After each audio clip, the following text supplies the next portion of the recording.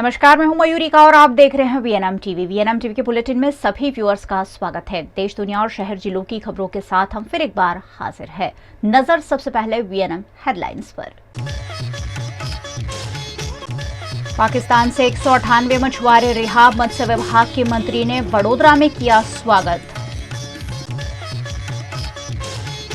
वडोदरा के एसएसजी में कुत्ते खाते हैं मरीजों का खाना, प्रबंधन की एक और लापरवाही उजागर। गर्मी से परेशान वार्ड नंबर 19 के कर्मचारियों ने डाला शटर, गोदाम में चल रहा है वडोदरा कॉरपोरेशन का वार्ड ऑफिस। मछली पकड़ते वक्त पाकिस्तान आर्मी द्वारा गिरफ्तार किए गए 198 मछुआरे आज फिर एक बार भारत पहुंचे। कई सालों बाद वतन लौटे इन मछुआरों के चेहरे पर वतन लौटने की खुशी देखने मिली।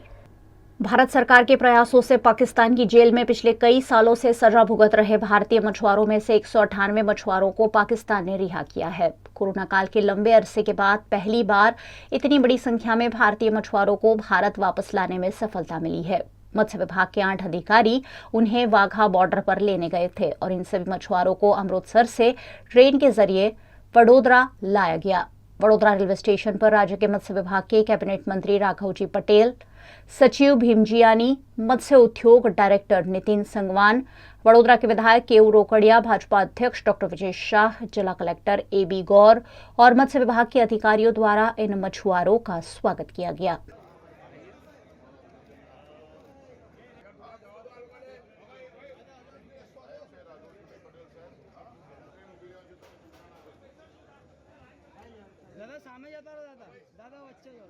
भारतीय मछुआरों को भारत और पाकिस्तान बॉर्डर के आसपास मछली पकड़ते वक्त बॉर्डर क्रॉस करने पर पकड़कर पाकिस्तान की जेल में डाल दिया जाता है।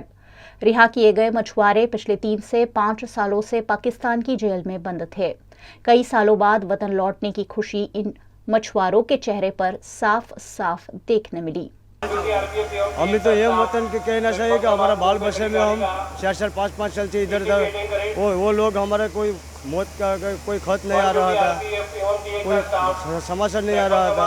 इसलिए तो आज बहुत खुश है, कारण कि हमारे 4-4, 5-5 साल जेल में रिहा हुआ था। आज हमको रिहा मिली ने तो आज हम बहुत खुश है न।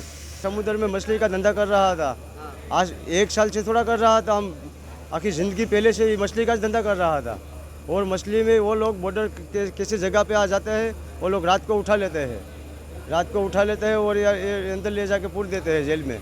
और पाकिस्तान की जेल तो बहुत ओली होती है ना, इसमें क्या दिवस निकलेगा। 5 साल गुजारा इधर, अभी हमारा रिलीज का बारे में अभी आया तो हम खुश हो गया। हर एक भाई ने सरकार तरफ से 9-9 हज़ार हर महीने मुआवजो मिले से, पर हमने एवं अमे 35-40 जना एवं से कि हमने हमारा सरकार तरफ से कि कोई तरफ से हमने मदद नहीं मिलती, तो सरकार तरफ से हमने मदद મળે છે એવું અમને જાણ ખબર છે।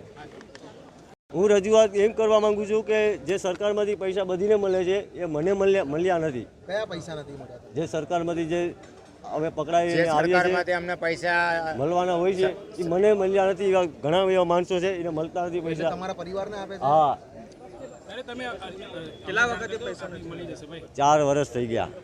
તો શું કીધું મંત્રી સાહેબ? મને કંઈ રૂટીન જવાબ જ નથી મળતો, નહીં કે કોઈ એવા અધિકારીનો નંબર મળતા। તમને કેવી તો ખબર પડી કે પૈસા નથી મળતા? મેં હમણાં જ ઘરે ફોન કરીને જાણ્યું હતું। छोड़े गए 198 मछुआरों में से 184 मछुआरे गुजरात के और 14 अन्य राज्यों के हैं। वडोदरा रेलवे स्टेशन पर इन सभी को चाय नाश्ता कराने के बाद 4 बसों में उनके वतन वेरावल के लिए रवाना कर दिया गया, जिसकी खुशी मछुआरों के चेहरे पर देखने मिली। इस मौके पर राज्य सरकार के मत्स्य उद्योग मंत्री राघवजी पटेल ने सरकार के इन प्रयासों की सराहना की। हमारा सम्माननीय मुख्यमंत्री श्री भूपेन्द्रभाई पटेलની સૂચનાથી રાજ્યના મત્સ્યોદ્યોગ વિભાગ દ્વારા અમે એમનું સ્વાગત, એમનું સન્માન અને એને આવકારવા માટે અહીં વડોદરા રેલવે સ્ટેશને આવ્યા છે। ભારતીય જનતા પાર્ટી દ્વારા તેઓના માટે ફૂડ પેકેટની પણ વ્યવસ્થા કરવામાં આવી છે અને આ રીતે અમે તેઓ માનભેર પોતાના ઘરે પહોંચે એના માટેની સગવડતા આયોજન અમે માછીમાર ખાતા द्वारा કરેલ છે। मध्य गुजरात के सबसे बड़े सरकारी हॉस्पिटल एसएसजी में लगातार कोई ना कोई विवाद हमेशा सुर्खियों का कारण बनता है। इस बार एक वायरल वीडियो से विवाद सामने आया है जिसमें मरीजों के लिए बनाया गया खाना कुत्ते खा रहे हैं। वडोदरा की सबसे बड़ी सरकारी हॉस्पिटल यानी सर सयाजीराव गायकवाड़ हॉस्पिटल, जहां स्वास्थ्य सुविधाएं पाने के लिए गुजरात के साथ साथ अन्य राज्यों के लोग भी आते हैं, लेकिन अस्पताल की कोई ना कोई लापरवाही हमेशा ही सुर्खियों में रहती है। ऐसा ही एक वीडियो फिर सामने आया है जिसमें अस्पताल द्वारा मरीजों को दिए जाने वाला खाना कुत्ते खा रहे हैं। एक कुत्ता सरेआम मरीजों के वार्ड में बेरोक-टोक घूमता है और मरीजों के लिए मुहैया कराए जाते भोजन में मुंह भी मारता है। ये करीबन हर रोज की घटना है, लेकिन इन कुत्तों को देखने वाला या रोकने वाला कोई नहीं है। इस मामले अस्पताल के आरएमओ से पूछे जाने पर उन्होंने भी इस तरह की घटनाएं उनके भी ध्यान में आए हुए होने की बात कहते हुए कहा कि आवश्यक दिशा निर्देश कर्मचारियों को दे दिए गए हैं। એસએસજી હોસ્પિટલનું કેમ્પસ આખું મોટું છે અને એમાં શ્વાનની અવર જવર રહેતી હોય છે અને તકેદારી પણ અમે રાખતા હોઈએ છીએ, પણ ક્યાંક ક્યાંક છે તે નજર ચૂકથી કોઈ અમુક એરિયામાં જતા રહેતા હોય ત્યારે આવું બનતું હોય છે, છતાં બધાને ઇન્સ્ટ્રક્શન આપીએ છીએ। એમાં છે તે સિક્યુરિટીવાળા હોય તો સિક્યુરિટીવાળા હોય, અમારો સ્ટાફ હોય, અમારો વર્ગ 4 હોય, નર્સિંગ હોય, જેની ધ્યાન પર આવે, મારા રાઉન્ડ દરમિયાન પણ મારા ધ્યાન પર આવેલ છે, એટલે જે તે વખતે ઇન્સ્ટ્રક્શન આપેલી છે અને અત્યારે આવી ઇન્સ્ટ્રક્શન આપતા રહેતા હોય છે, પણ છતાંય આવો દુઃખદ ઇન્સિડન્સ ક્યાંક બની જતો હોય છે। અને તમામને આવી ઇન્સ્ટ્રક્શન આપી દેવાનું કે ભાઈ આવું બનવું ના જોઈએ। જ્યારે જમવાનું હોય ભોજન તો એવામાં તો કોઈ બહુ તકેદાર રાખવાની હોય, તો એવી અમે સૂચના આપી દેવામાં આવેલી છે અને આ તો કાયમી હોય છે સૂચના, એમાં કંઈ વારંવાર કહેવાનું હોતું નથી અને જે કર્મચારીઓ ધ્યાન નહીં રાખે એને પણ કડકથી કહેવામાં આવશે। आक्रोशित नागरिकों द्वारा सरकारी कार्यालयों की तालाबंदी तो कई बार की जाती है, लेकिन वडोदरा में सरकारी कर्मचारियों ने खुद ऑफिस का शटर गिराकर मामले पर विरोध किया, जिसकी वजह है भीषण गर्मी। वडोदरा महानगर पालिका के वार्ड नंबर 19 की ऑफिस गोदाम में ही बना दी गई है। जीआईडीसी में 6 महीनों पहले शुरू की गई इस ऑफिस में कर्मचारियों को इतनी गर्मी लगती है कि विरोध के स्वरूप में अधिकारियों और कर्मचारियों ने खुद ही ऑफिस के शटर बंद कर अपना विरोध जताया। बार बार इस मामले कॉरपोरेशन का ध्यान आकर्षण कराया गया है, लेकिन इन कर्मचारियों को गर्मी से राहत देने के कोई इंतजाम नहीं किए गए हैं। भीषण गर्मी की वजह से कंप्यूटर सिस्टम भी काम नहीं कर रहे हैं, जिससे कर्मचारी परेशान है। 1/4/22 થી વોર્ડ વિભાજન કર્યું। એની અંદર વોર્ડ નંબર 19ની એક કચેરી જ્યુપિટર ચોકડી લકી રેસ્ટોરન્ટની પાછળ આવેલી છે, વોર્ડ નંબર 19ની ઓફિસ છે। હવે એ ઓફિસ એ એક શેડ હતો, એને શેડની અંદર ઓફિસની તબદીલ કરેલી છે। ગયા વર્ષે અમે હેમખેમ રીતે ઉનાળો પાસ કર્યો અને ચોમાસામાં પણ અમારી ઓફિસની અંદરથી પાણી નીકળે। આ ઉનાળો એવો છે કે 44 ડિગ્રી તાપમાન જાય છે। 2 વખતે અમારા સર્વર ફૂંકાઈ ગયા અને અમારા કોમ્પ્યુટરો પણ હેંગ થઈ જાય છે। હવે એવા સંજોગોની અંદર અમે અહીંયા બેસીને કામ કરીએ છીએ, વારંવાર અધિકારીઓને રજૂઆત કરીએ છીએ, છતાં પણ તેઓ અમને કોઈ પણ સારો પ્રતિસાદ આપ્યો નથી। ત્યારે આજે અમારે એવું એક નિર્ણય કરવો પડ્યો કે ભાઈ અમે આજે શટર પાડી અને અમે બહાર ઊભા રહી અને અમારો વિરોધ કરીએ। અમારે અહીંયા એસી કોઈ કેબિન નથી જોઈતા કે અમારે કોઈ બીજું કશું જોઈતું નથી, બસ અમારે ખાલી એક જ માંગ છે કે અહીંયા કંઈક ઠંડક થાય એવી તમે વ્યવસ્થા કરો તાત્કાલિક। એ વ્યવસ્થાના ભાગરૂપે જ અમે અહીંયા બહાર ઊભા છે। જો વ્યવસ્થા થઈ જશે તો અમે તાત્કાલિક અમે અંદર જઈશું। અમે એવી રીતનો વિરોધ કરી રહ્યા છે કે આજે ઓફિસનો અમે આજે શટર બંધ રાખ્યું છે અને એની દરેક અધિકારીને જાણ થાય કે અમે કેવી રીતે કામ કરીએ છીએ અને અમારું આ નિકાલ થાય એના માટે આ અમે બંધ રાખ્યું છે અને અમારી વાત સાંભળવામાં આવશે ઉપર, તો અમે અમારી રીતે કાર્ય કરવા બધા તૈયાર છીએ। આમાં સેનેટરી વિભાગ, રેવન્યू વિભાગ અને એન્જિનિયરિંગ વિભાગના કર્મચારીઓ જોડાયેલા છે। इस मामले दक्षिण जोन के कार्यकारी इंजीनियर ने मौके पर पहुंचकर कर्मचारियों को समझाया, जिसके बाद कर्मचारी फिर से काम करने के लिए तैयार हुए। સેનેટરી વિભાગને કંઈક ગરમીના લીધે ઇસ્યુ વધારે ગરમીના એના માટે છે અને આપણે ગયા વર્ષથી ચાલુ કરાઈને 5 કુલર તો મૂકેલા છે ઓલરેડી, અને એક આપણે ગ્રીન એ બંધાઈ દે છે તાડપત્રી, અને ઉપર ત્યાં સીલિંગમાં વ્હાઇટ કપડું મારેલું છે. ઉપર બતાવો જરા, વ્હાઇટ કપડું છે જ. વત્તા ખર્ચની ટટ્ટી પ્રાયોરિટીમાં કરે, પછી કુલર જેટલા જોઈએ એ પ્રમાણે, રિક્વાયરમેન્ટ પ્રમાણે, અને નવી ઓફિસ પણ જલ્દીથી બને એ પ્રમાણે કરાવીએ. गुजरात के वडोदरा में एक जमीन मामले एक बिल्डर द्वारा दूसरे बिल्डर की सरकारी कार्यालय में ही पिटाई का मामला सामने आया है.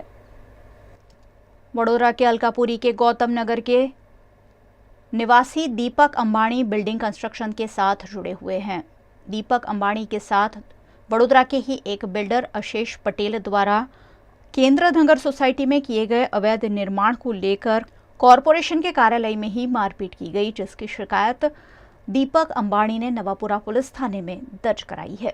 કે એક અશેષ પટેલ કરીને છે, જે સરદાર એસ્ટેટ 4 રસ્તા ઉપર તુલસી ફાઇબર ફેક્ટરી છે, જે આખી ગેરકાયદેસર બાંધકામ કરેલી છે, અને એનું એક મકાન બાંધેલું છે, એ ગેરકાયદેસર છે. એ બેની વિરુદ્ધ આપણે કોર્પોરેશનમાં અરજી કરી હતી કે આ 2 ગેરકાયદેસર બાંધકામ છે એની તોડવું એવું.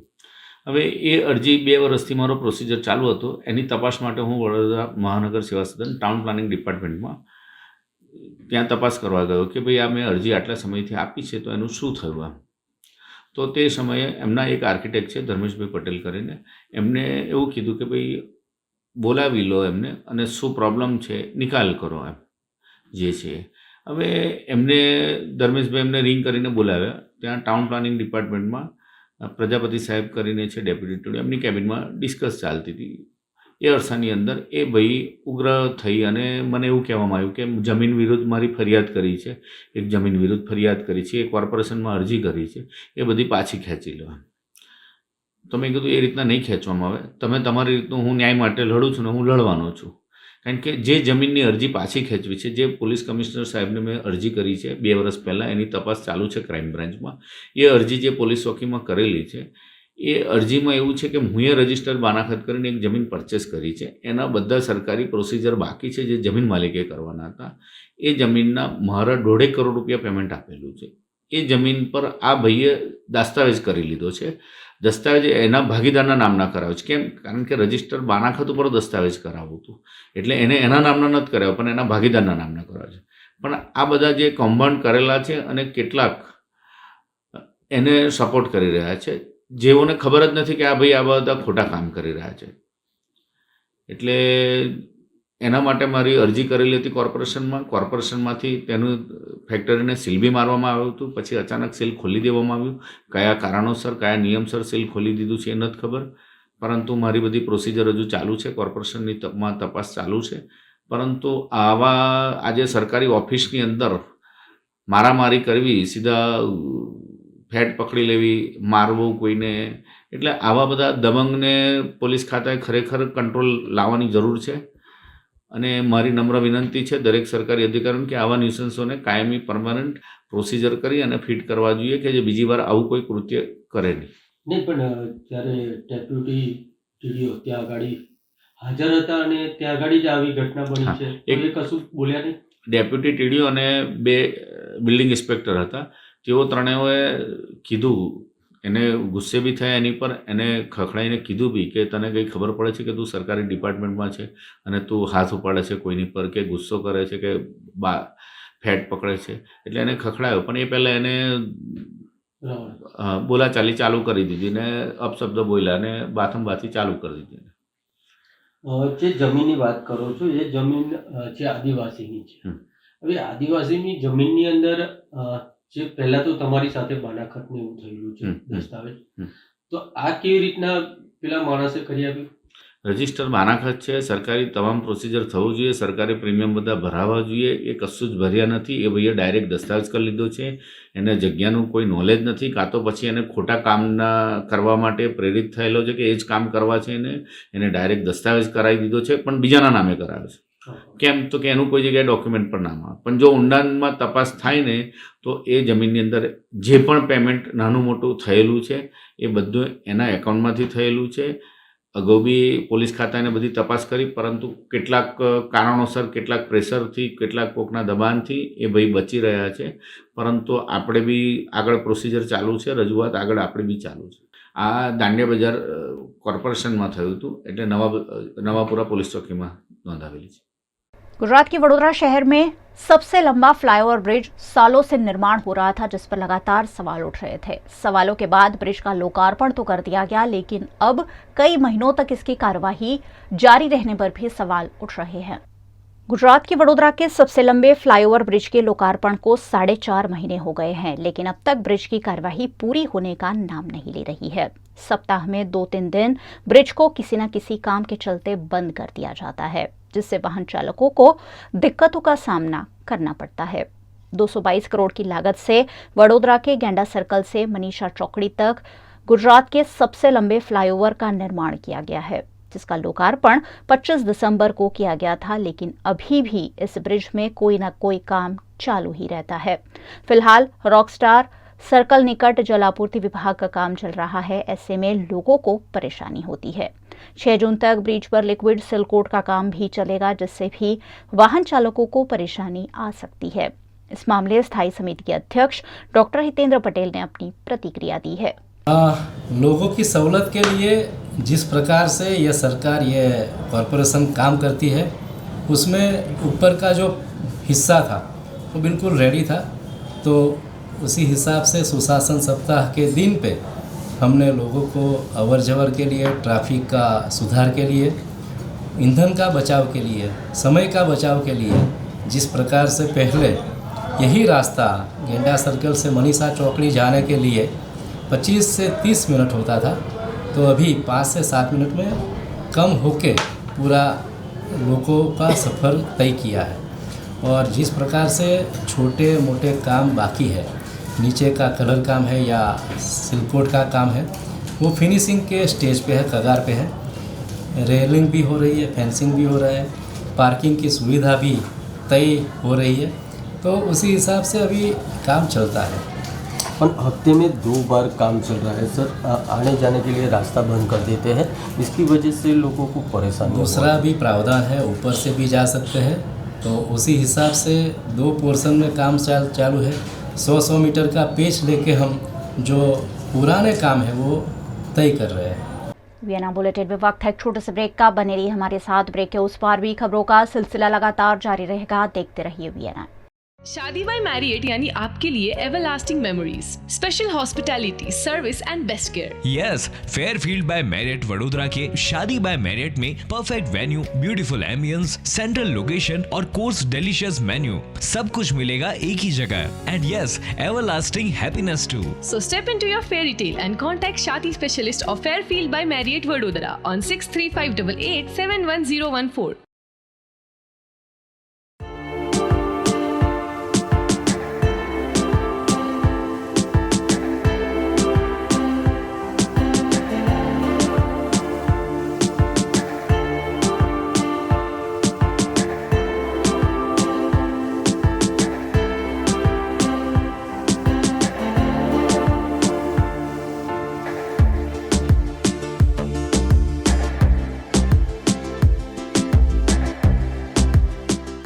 भारत ले रहा है इलेक्ट्रिक अंगड़ाई. क्यों ना हम साथ चले, साथ चले, साथ बढ़े, साथ बढ़े. देश मेरे, देश मेरे. देश को ले जाए नई दिशा की ओर. आपका जॉय, भारत का जॉय. વડોદરાના ઘણા વિસ્તારો જેમ કે અકોટા, માંજલપુર, અલકાપુરી, મકરપુરા વગેરે વગેરે વિસ્તારોના લોકો ચિંતામાં છે. આ ચિંતાનું કારણ છે વડોદરાના લોકોમાં વધતી ઈર્ષા. જી હા, અને આ ઈર્ષાનો સ્ત્રોત છે તરસાલી એરિયામાં આવેલ રેઝિડેન્શિયલ પ્રોજેક્ટ દર્શનમ પ્લેસ. ઘણી બધી એમ્યુનિટીઝથી ભરપૂર આ 2 અને 3 BHK પ્રોજેક્ટ બની ગયો છે નવા ઘર શોધવાવાળા લોકો માટે એક અનોખો અવસર. भारत ले रहा है इलेक्ट्रिक अंगड़ाई. क्यों ना हम साथ चले, साथ चले, साथ बढ़े, साथ बढ़े. देश मेरे, देश मेरे. देश को ले जाए नई दिशा की ओर. आपका जॉय, भारत का Joy.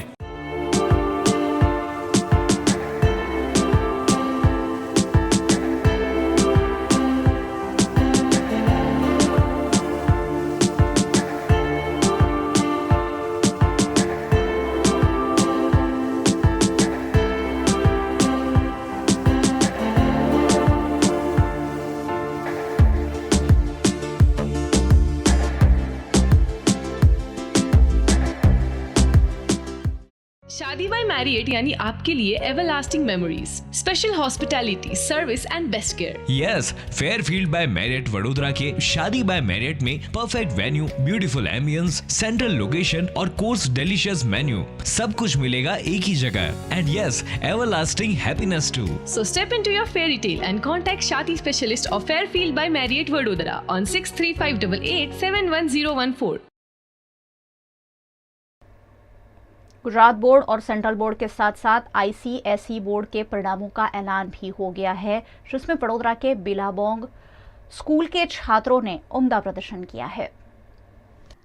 Council for the Indian school certificate examination ICSE ने 10वीं का 2023 का रिजल्ट जारी कर दिया है, जो 98.94% आया है। इस बार नतीजों में 1.03% अंक की गिरावट आई है। इन परिणामों में गुजरात के वडोदरा की बिलाबोंग स्कूल के छात्रों ने बेहतरीन प्रदर्शन किया है, जिसमें हितार्थ गोहिल ने 97.6% प्राप्त किए हैं, जबकि हेतव गोहिल ने 96% मार्क्स हासिल कर स्कूल का गौरव बढ़ाया है। इन छात्रों ने अच्छे प्रदर्शन का श्रेय अपने स्कूल और माता पिता को दिया है। I have studied 12 to 13 hours a day, and whenever anything is taught in the school, I practice that daily at home also, and I have practiced a lot. First of all, I like to thank my mother, father, my grandmother, and my biggest supporter, my brother, who have always inspired and motivated me to perform my best and achieve all my goals. I will like to extend my gratitude to my school and my principal ma'am and all my class and all my teachers who have always supported me, guided me, and helped me to achieve all my goals. In future, I'm planning to take IT field. I like computers a lot, and I want to take admission in IIT. मैं हर रोज़ 12 से 13 घंटे पढ़ता था। Whatever was taught in school, I would used to come and practice at home and then do my other revision. I had a timetable and I had set my goals. और फिर मेरी पढ़ाई हर दिन की हो जाती थी और अच्छे से हो जाती थी, मुझे कोई प्रेशर नहीं था कभी। First of all, I would like to thank my parents, my grandmother and my brother a lot. They have always inspired and motivated me to achieve my aims. Secondly, I would like to thank my school, principal ma'am and all the teachers. They are like a second family to me. They have always resolved my doubts and have helped me to move ahead in my life. I'm super happy, excited.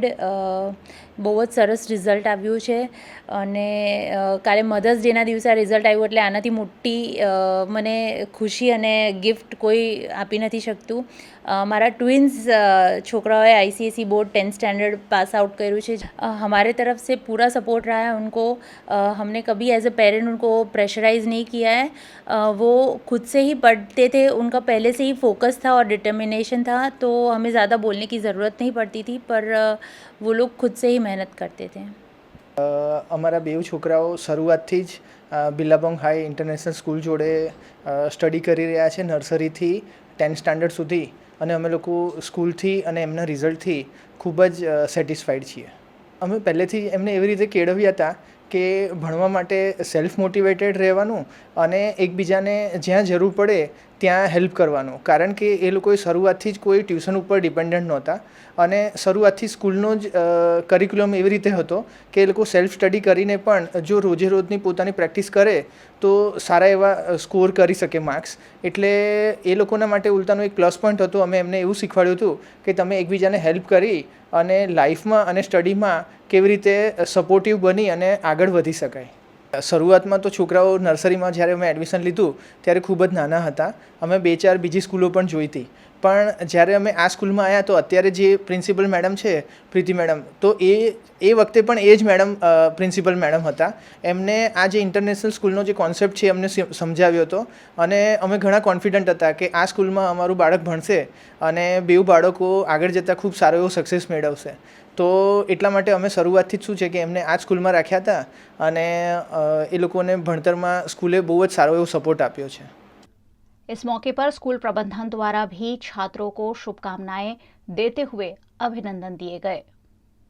कल ICSE और ISC का 10वीं का और 12वीं का result आया था। ये रिज़ल्ट बहुत अच्छा रहा है बिलाबोंग हाई इंटरनेशनल स्कूल के लिए। ये मेरा 13वां बैच था 10वीं का और 12वीं का 9th बैच था। तो 10वीं में मेरा जो बच्चा है हितार्थ गोहिल, वो फर्स्ट आया है स्कूल में भी और सिटी में भी 97.6% से। और मेरे 5 बच्चों को 100 में से 100 मिले हैं 10वीं में। तो वो काफ़ी अच्छा रिज़ल्ट रहा है बच्चों का और ओवरऑल परफॉर्मेंस भी बहुत अच्छा रहा है। और 12वीं में भी मेरे जो तीनों जो टॉपर्स हैं ह्यूमैनिटीज़, साइंस और कॉमर्स में, तीनों लड़कियां हैं। ऋतु पटेल है जो टॉपर रही है सिटी में भी, प्रीशा थापर है जो साइंस में भी टॉपर है, और ह्यूमैनिटीज़ में सारा जोज़ है, ये कॉमर्स में ये भी टॉपर है। तो तीनों बच्चों ने भी, लड़कियों ने बहुत अच्छा परफॉर्म किया है और मेरा 12वीं का रिज़ल्ट भी बहुत अच्छा रहा है। मैं यही मैसेज देना चाहूँगी कि हार्ड वर्क, फोकस और एक क्लियर गोल के साथ अगर बच्चे चलें तो सब कुछ अचीव कर सकते हैं। एक रेगुलर शेड्यूल बनाएं अपना, उसमें ये लोग एक बैलेंस्ड लाइफ लीड करें। ऐसे नहीं कि खाली पढ़ाई ही करें, पर पढ़ाई के साथ साथ जो उनकी हॉबी है, जो वो कोई गेम्स हो, चाहे आर्ट हो, चाहे म्यूज़िक हो, उसको भी साथ साथ करें, क्योंकि इससे क्या स्ट्रेस रिलीव होता है। अगर पढ़ाई के साथ वो लोग हॉबी को भी बैलेंस करेंगे तो उनका स्ट्रेस रिलीव होता है और उन लोग को ज़्यादा ऊर्जा मिलती है पढ़ाई करने के लिए। तो एक क्लियर कट गोल और फोकस होना बहुत ज़रूरी है और शुरू से ही मेहनत करें। लास्ट मिनट जब एग्ज़ाम सर पे आता है तो बच्चे फिर स्ट्रेस आउट हो जाते हैं, फिर उनको बहुत प्रेशर लगता है, फिर उस प्रेशर में वो लोग अपना बेस्ट नहीं दे पाते हैं। तो अगर शुरू से ही रेगुलरली पढ़ाई हो, एक रूटीन हो, एक उनका पूरा एक टाइम टेबल बना हो, उस टाइम टेबल के हिसाब से with proper practice, proper guidance from the school, with proper support from parents, with proper counselling, बच्चे बहुत कुछ अचीव कर सकते हैं। गुजरात के वडोदरा शहर में ज़्यादातर ट्रैफिक सर्कल पर ट्रैफिक लाइट्स देखने मिलते हैं, लेकिन एयरपोर्ट सर्कल पर ट्रैफिक सिग्नल नहीं लगे होने की वजह से यहां ट्रैफिक जैम होता है। ये है वडोदरा का एयरपोर्ट सर्कल। यहीं से एयरपोर्ट आने जाने वाले लोग और साथ ही सैकड़ों, हजारों की संख्या में वाहन चालक रोज गुजरते हैं, लेकिन यहाँ ट्रैफिक की समस्या हमेशा देखने मिलती है, जिसकी वजह है यहाँ ट्रैफिक सिग्नल नहीं होना। यहाँ सीसीटीवी कैमरे तो लगे हुए देखने मिल जाते हैं, लेकिन ट्रैफिक सिग्नल नहीं है। स्मार्ट सिटी कहे जाते वडोदरा शहर में ट्रैफिक सिग्नल लाइट के बिना ही ट्रैफिक के कर्मचारियों को ट्रैफिक कंट्रोल करना होता है और ऐसे में ट्रैफिक जैम की समस्या पीक आवर्स में काफ़ी बढ़ जाती है, जिससे वाहन चालक परेशान होते हैं।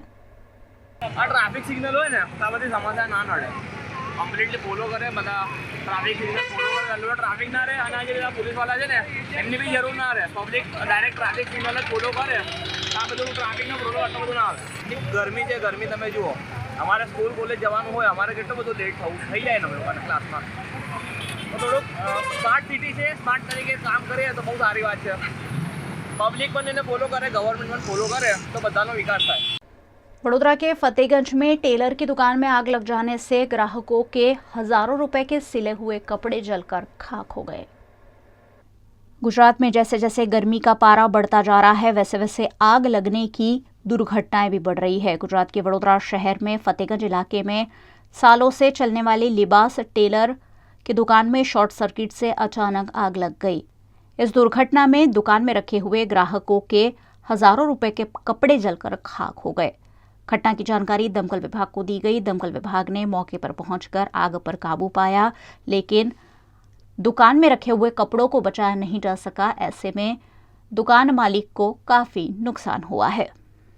गुजरात के वडोदरा शहर में जगह जगह खुली पड़ी बरसाती कांस और गटर नागरिकों के लिए तो अप्रिय घटनाओं को न्योता दे ही रही है। कई बार पशु भी इसका शिकार बन जाते हैं। वडोदरा के तांदलजा में स्प्रिंगवुड रेसिडेंसी निकट गर्मी से राहत पाने के लिए एक गाय खुली बरसाती कांस में कूद गई। गाय कांस में चली तो गई, लेकिन गाय कांस से बाहर नहीं निकल पा रही थी। गाय को परेशान होता देखकर संतोष नगर के निवासी युवकों ने गाय का कड़ी मशक्कत के साथ रेस्क्यू किया। ये गाय कांस के छोटे से हॉल में फंस गई थी, जिससे उसे निकालने में काफी दिक्कतें आई, लेकिन सुरक्षित रूप से गाय का रेस्क्यू कर लिया गया। वहीं दूसरी घटना में गोरवा निकट बापू की दरगाह के पास कुसुम फ्लैट निकट की एक खुली गटर में गाय गिर गई। ड्रेनेज का ढक्कन इतना छोटा था कि गाय का बाहर निकल पाना असंभव था। बड़ीवाड़ी फायर ब्रिगेड की सहायता से गाय को मशक्कत के साथ सुरक्षित रूप से रेस्क्यू किया गया। इसी तरह वडोदरा शहर में जगह जगह खुली पड़ी ड्रेनेज और बरसाती कांस रोज अप्रिय घटनाओं की गवाह बनती है, लेकिन कॉरपोरेशन इस मामले कोई ठोस कदम नहीं उठा रही है। गुजरात के वडोदरा शहर में कॉरपोरेशन ने ऐतिहासिक सूरसागर तालाब के ब्यूटिफिकेशन के पीछे करोड़ों रुपए का खर्च किया है, लेकिन इन दिनों ये करोड़ों रुपए पानी में चले गए होने की बात प्रतीत हो रही है।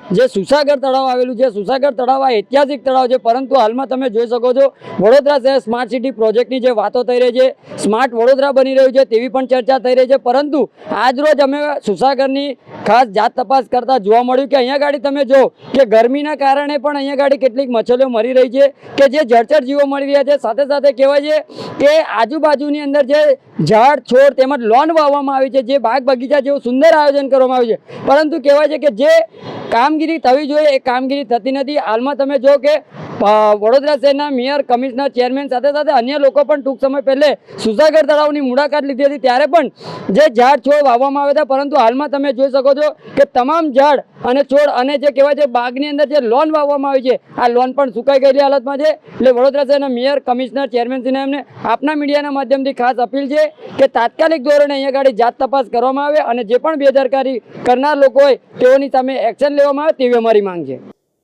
हर वाटर बॉडी में हर साल जिस प्रकार से समर शुरू होता है, वहीं पे कई जो जलचर प्राणी है उसका कहीं न कहीं बेस से उनका मृत्यु होता है। इस बार भी सुरसागर में जिस प्रकार से ऑक्सीजन की बात करें तो ऑक्सीजन लेवल ठीक है, फिर भी जो संख्या है जलचर प्राणी की और ये जो मछली है वो भी बहुत संख्या में, तादाद में ज़्यादा है, और उसी हिसाब से एक सर्वे के आधार पे जो माहिती आई है उसमें उनका ये डेथ हुआ है। न्यू सिस्टम से, ऑर्गेनिक सिस्टम से हम वहाँ काम करने की दिशा में है और एरेसन भी वाटर का हो वही हमारा एक लक्ष्य भी है। लाख कोशिश कर ली जाए, लेकिन गुजरात के वडोदरा शहर में पानी की किल्लत अक्सर सामने आती ही रहती है। समा में कई महीनों से दूषित पानी की आपूर्ति हो रही है, जिससे परेशान लोगों ने दूषित पानी के साथ मटके फोड़कर विरोध प्रदर्शित किया।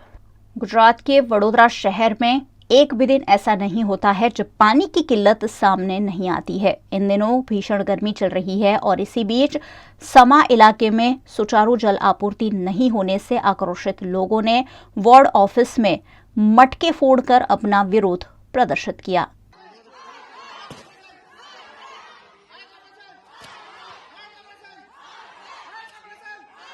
सामाजिक कार्यकर्ता नाजिम पठान की अगुवाई में यहां के निवासियों ने प्रदर्शन करते हुए नारेबाजी कर सुचारू जलापूर्ति की मांग की। हमारा बोर्ड नंबर 1 लगता है, रसूल जी की चाल है। बीच में हमने रजूआत भी करी थी, हमारे विस्तार के जो कॉर्पोरेटर थे, हमारे विस्तार में बहुत गंदा पानी आ रहा है और लोगों को पीने के लिए पानी गंदा आ रहा है, लोगों उससे बीमार भी चल रहे हैं। और अभी बड़े दवाखाने में सबसे ज़्यादा हमारे लोग नवाया के विस्तार के लोग दवाखाने में एडमिट है। और हमारी विस्तार के हमारे जो 4 कॉर्पोरेटर हमने पूरी भारी बहुमत से जिताया है, जो हमारी रजूआत भी नहीं सुनते और हमारा काम भी नहीं कर रहे। 2 महीने से लोगों को परेशानी है, तो हम बोर्ड ऑफिस में आए हैं अपने पब्लिक को लेकर साथ में और रजूआत करने आए हैं। अगर हमारी मांग पूरी नहीं होती है तो मैं पूरे विस्तार को लेकर मैं भूख हड़ताल पर बैठ जाऊँगा। मैं गुजरात के पंचमहल जिला के हालोर गोधरा रोड पर स्थित प्लास्टिक के दाने बनाने वाली कंपनी में भीषण आग से मौके पर अफरा तफरी और हड़कंप देखने मिला। हालोर गोधरा रोड पर प्लास्टिक के दाने बनाने वाली कंपनी में लगी इस भीषण आग से हड़कंप देखा गया। प्लास्टिक के दाने के रॉ मटेरियल की वजह से आग ने जल्द ही बड़ा स्वरूप धारण कर लिया। आग इतनी प्रबल थी कि 4-5 किलोमीटर दूर से आग का धुआं दिखाई पड़ रहा था। घटना की जानकारी फौरन दमकल विभाग को दी गई। दमकल दस्तों ने मौके पर पहुंचकर आग पर काबू पाने के लिए घंटों तक मशक्कत की। साथ ही अगल बगल की फैक्ट्री में भी आग फैले नहीं, उसका भी ख्याल रखा गया। इस दुर्घटना के चलते हालोल कालोल के दमकल दस्तों के साथ साथ पुलिस भी मौके पर पहुंची और आग किन वजहों से लगी और कितना नुकसान हुआ है उसकी तफ्तीश में जुट गई। आग भीषण होने की वजह से हालोल से गोधरा जाने वाला ट्रैक बंद करवाकर गोधरा से हालोल की ओर के ट्रैक पर ट्रैफिक को डाइवर्ट किया गया। आग में किसी के हताहत होने की खबर नहीं है, लेकिन कंपनी मालिक को लाखों रुपयों का नुकसान हो सकता है। सूरत में 3 महीने की छोटी सी मासूम जोया को हवा में उछालकर लाड़ करना बच्ची के लिए मौत की वजह बन गया। गुजरात के सूरत की लिंबायत में एक अजीबोगरीब मामला सामने आया है, जिसमें पिता का प्यार बच्ची के लिए मौत की सजा बन गया। बच्चों को हवा में उछालकर खेलने की कई लोगों को आदत होती है और यही आदत बच्ची की चोट का कारण बन गई। दरअसल हवा में उछालते वक्त बच्ची के सिर में छत का पंखा टच कर गया, जिससे बच्ची गंभीर रूप से घायल हुई। घायल बच्ची को तत्काल सूरत की सिविल हॉस्पिटल में भर्ती कराया गया, जहां इलाज के दौरान बच्ची की मौत हो गई। बच्ची के पिता मजदूरी कर परिवार का पालन पोषण करते हैं। परिवार में पति पत्नी के अलावा 4 बच्चे भी हैं, जबकि 3 महीने की मृतक जोया परिवार की सबसे छोटी संतान थी। पंखा लग गया था ऊपर, फैन, उसका पग लग गया था उसमें। पग लगते से ही मैं इसको मेडिकल कॉलेज लेके गया। मेडिकल कॉलेज ले गया, वहाँ पे लोग देखे, थोड़ा बहुत इंग्लिश ट्रीटमेंट करे हल्का, और बोलने लगा इसका MRI करना पड़ेगा। उसके बाद वो दवा खाने में लेके गया था वहाँ। और लोग चार्ज ज्यादा बोल रहे थे, उतना चार्ज थोड़ी हमारे पास, 50,000 टेबल पे मांग रहे थे वो लोग। तो बोले सिविल, हम लोग बोले सिविल में लेके चल जाते। सिविल में लेके गए इसको, वहाँ पे ट्रीटमेंट चालू कर दी। कोशिश करे डॉक्टर साहब ने वहाँ पे भी, और वो बोले थे वहाँ पे प्राइवेट वाले के, बोले इसका खर्चा करने के बाद भी इसकी जान नहीं बच सकती, बोले गंभीर हालत है। गुजरात के पालनपुर में डीवाईएसपी के रूप में कार्यरत पुलिस अधिकारी के बेटे की विदेश में संदिग्ध मौत पर कई तरह के सवाल उठे हैं। भावनगर निकट के सितसर गांव के निवासी और पालनपुर में डीवाईएसपी के रूप में कार्यरत रमेश डाखरा का बेटा न्यूयॉर्क यूनिवर्सिटी में पढ़ाई करता है। आयुष 5 मई को यूनिवर्सिटी गया था और तब से मिसिंग था। 2 दिनों के बाद टोरंटो निकट के एक ब्रिज के नीचे से आयुष का शव बरामद हुआ है। आयुष का शव बरामद होने से परिवार सकते में आ गया है। आयुष पटेल को कंप्यूटर इंजीनियर की पढ़ाई के लिए 4.5 साल पहले कनाडा भेजा गया था। विदेश में आयुष की संदिग्ध मौत से परिवार सकते में आ गया है।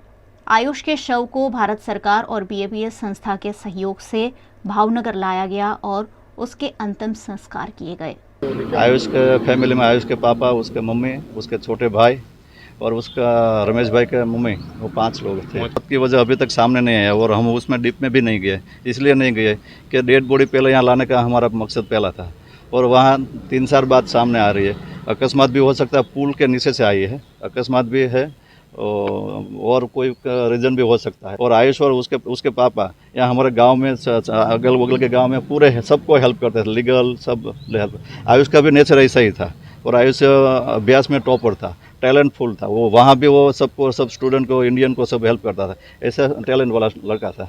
गुजरात के महानगर सूरत की सिविल हॉस्पिटल में सैकड़ों कर्मचारी आज रामधुन करते हुए देखने मिले। क्या थी वजह, आइए जानते हैं। गुजरात के सूरत की सिविल हॉस्पिटल फिर चर्चा में आ गई है। यहाँ निचले वर्ग के कर्मचारियों ने वेतन मामले हंगामा करते हुए अपनी मांगों को प्रबंधन तक पहुंचाया। सिविल अस्पताल के निचले वर्ग के कर्मचारियों ने वेतन बढ़ोतरी की मांग के साथ धरना प्रदर्शन किया। पिछले कई समय से अस्पताल के निचले वर्ग के कर्मचारी वेतन बढ़ोतरी की मांग कर रहे हैं, लेकिन प्रबंधन उनकी एक नहीं सुन रहा है। ऐसे में वेतन बढ़ोतरी की मांग को लेकर इन कर्मचारियों ने हड़ताल कर दी। रामधुन करते हुए कर्मचारियों ने विरोध प्रदर्शित किया। हमारा पगार माटे बेसेला से आमे लोगों 6 महीना पहला भी हड़ताल करी, एना पहले भी हड़ताल करी होती। आ लोगो कहता होता तमारा पगार ऊपरथी आवशे, तमने आपवामां आवशे। हाँ, पछी आ लोगोने कहीं आप्युं ज नहीं। अમને 12,000 पगार आपेलू से। हाँ, आटले हमारी मांग से हमारा जो पगार ऊपर थे आवेला से ये ज हमने जोए। 500-600 कर्मचारी से हमारे सगार ने ज्યાં आपेला से हमने ये ज हमने GR बताड़ो અને એમાં અમારે પગાર એ કરો એ લોકોને। અમે વિરોધ કરવા બેહેલા, અમારી જે માંગ હતી એ પૂરી કરી મૂકેલી છે સરકારને, અમને નહીં મળી એ કારણે તે અમે બેસેલા છે। અમારો પગાર વધીને આવ્યો છે, ઉપરથી પેપરમાં એનામાં જાહેર થયેલું છે, મોદીને આપ્યું છે, તો પછી અમને કેમ નહીં આપતા એમ। બહુ ઘણા વર્ષોથી રજૂઆત કરતા છે અમે। 6 મહિના પહેલાં કીધું હતું આ લોકોને ઉપરથી જો આવશે તો અમે તમને આપશે, તો આમના ઉપરથી આવ્યો છે તો નહીં આપ્યું એમ। અમારા પગાર વધીને આવેલો છે પણ આ લોકો કંઈ અમને વધારીને આપેલા નથી, એટલે બહેલા છે। अमेरिका के राजदूत बनने के बाद एरिक गार्सेटी पहली बार भारत दौरे पर आए और यहां उन्होंने भारतीय संस्कृति के साथ साथ गांधी जी के जीवन दर्शन को भी नजदीक से देखा। अमेरिका के एम्बेसडर बनने के बाद पहली बार भारत आए एरिक गारसेटी ने गुजरात के अहमदाबाद का दौरा किया। यहां उन्होंने प्रसिद्ध गांधी आश्रम की विजिट की और गांधी जी का प्रिय चरखा चलाने का आनंद भी लिया। साथ ही उन्होंने हेरिटेज वॉक करते हुए कई धार्मिक स्थलों के बारे में जानकारी हासिल की। इस मौके पर उन्होंने गुजराती मीडिया का धन्यवाद भी अदा किया। उन्होंने कहा कि मैंने अब तक गांधी जी के बारे में सिर्फ सुना था, लेकिन आज वो अनुभव लिया है। यूएस और भारत के बीच $2 मिलियन अब $200 मिलियन के व्यापार में बदल गया है। कई छात्र भारत आना चाहते हैं और यूएस इस मुद्दे पर फोकस कर रहा होने की बात भी अमेरिका के एम्बेसडर ने कही है। भारत और अमेरिका की दोस्ती सभी पड़ोसी देशों के साथ आर्थिक, डिफेंस विकास, स्पेस टेक्नोलॉजी समेत की कई प्रगति को दर्शाता है। अमेरिका की प्रगति में भारतीयों का अहम योगदान होने की बात भी इस मौके पर एरिक गारसेटी ने कही। गुजरात की देवभूमि द्वारका में यमन के सकला पोर्ट पर सलाया के जहाज में भीषण आग लगने की घटना सामने आई है।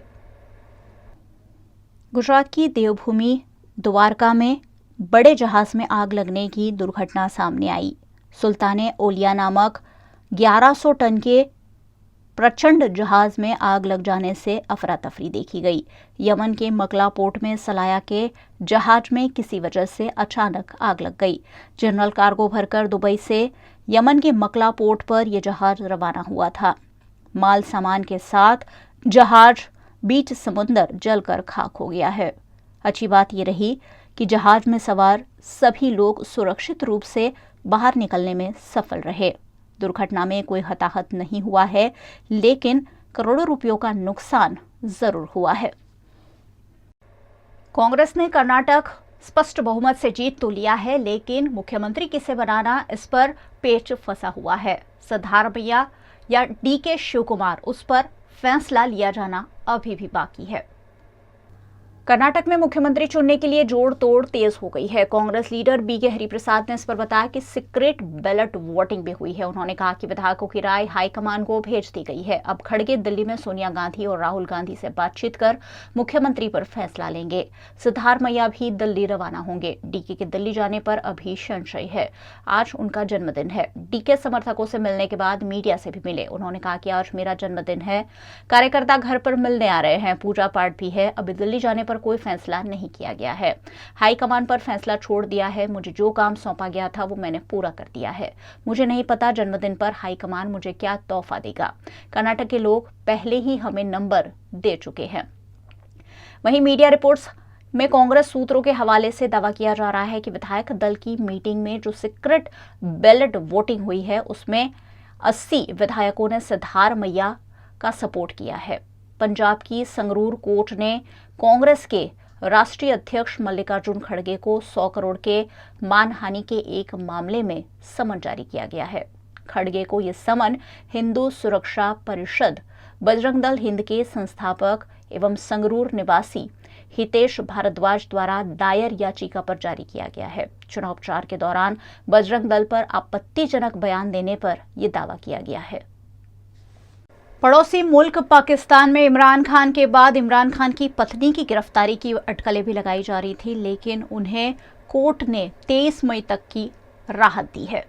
इमरान खान को रिहाई देने पर शहबाज सरकार ने सुप्रीम कोर्ट के खिलाफ धरना दिया। इसके लिए सत्ताधारी गठबंधन दल पाकिस्तान डेमोक्रेटिक मूवमेंट के हजारों कार्यकर्ता सुप्रीम कोर्ट पहुंचे।